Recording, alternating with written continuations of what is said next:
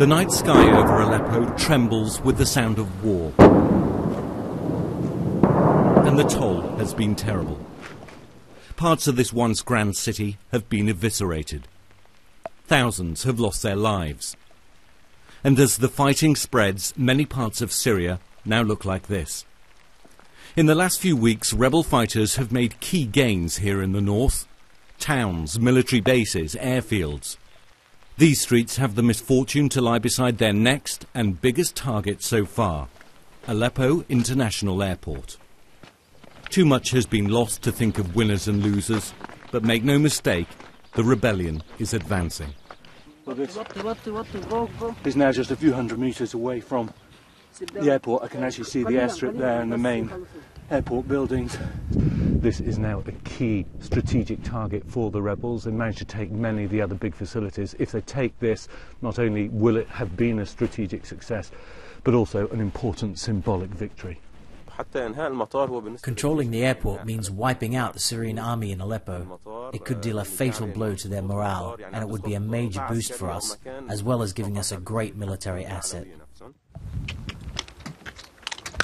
Civilians pay the highest price for this ambition, a battle for Syria's future that makes refugees of its own people. We sped south past artillery and mortar positions mounted on the hills in the distance. An army column's been trying to advance to protect the airport.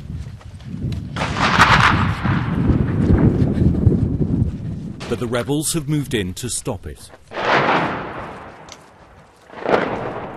The ground bears witness to the brutality of the fight.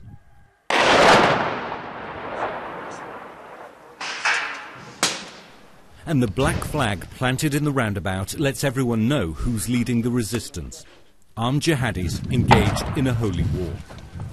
We saw foreign fighters from Libya, Iraq and Saudi Arabia.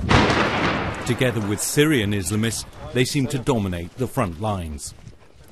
They have a reputation for being tough, disciplined and brave.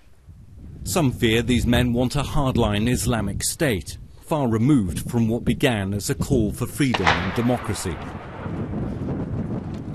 But without help from elsewhere, many Syrians are simply glad of their support. And their mounting success. But there's another reason to worry about what's happening here. Only a few kilometers away is the vast military complex of Al-Safira, believed by some to store part of Syria's suspected chemical weapons stock. And it's in the rebel sights. It's 2 years since this began. Hope that it will or even can end soon has passed. And Syrians feel alone and abandoned by much of the world. Ian Pannell, BBC News, in Al-Safira.